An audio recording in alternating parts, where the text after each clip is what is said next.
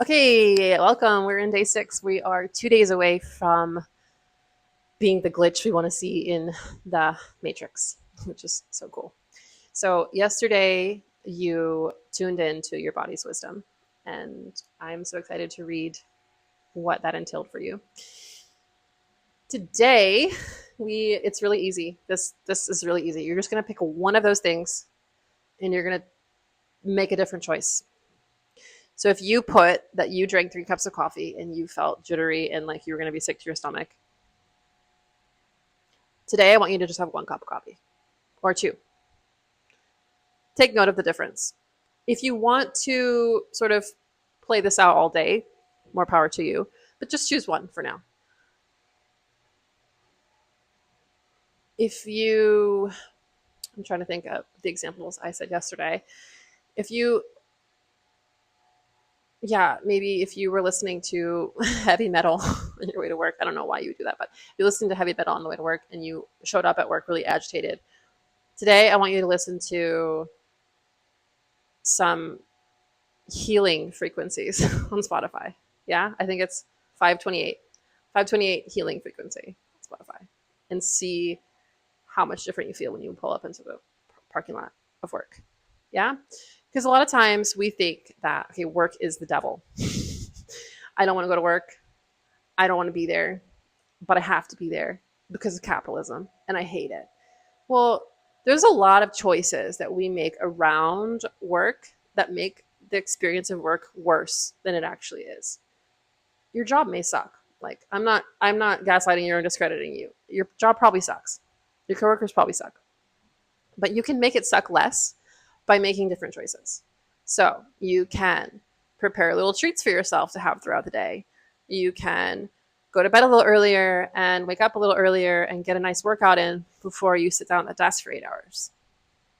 You can choose different music to arrive to work in. You can choose like you can pretend like you're in an action movie and just like arrive into your your trailer.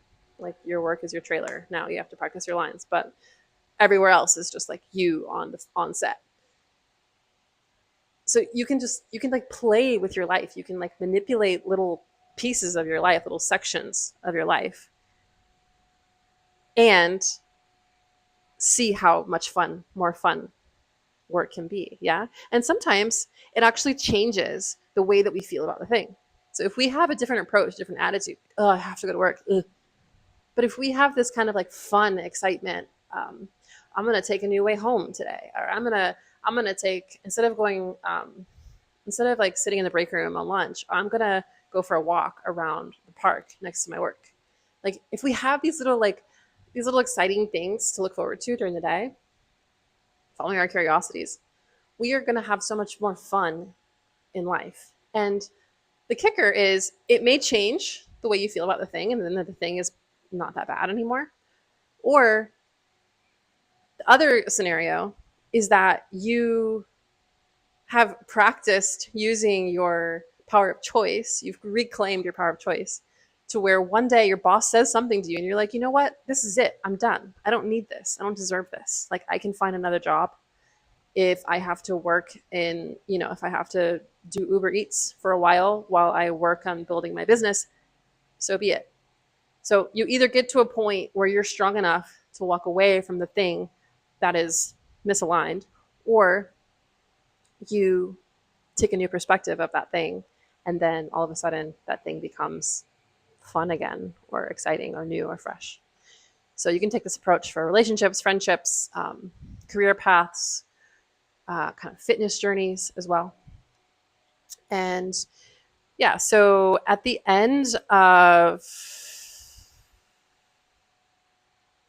whenever you make the different choice, I'd love for you to share it in the comments below so that we can all sort of congratulate each other and share how you feel. Like, how did you feel making that different choice? So if you always, always, always pick up when your relative, we won't name any kind of relative because if I say mom, my mom watches this, she'll be offended. If it's any kind of annoying relative, calls you and just drains you, just doesn't just don't like it. And today you make a different choice. You just don't pick up the phone. You don't pick up the phone.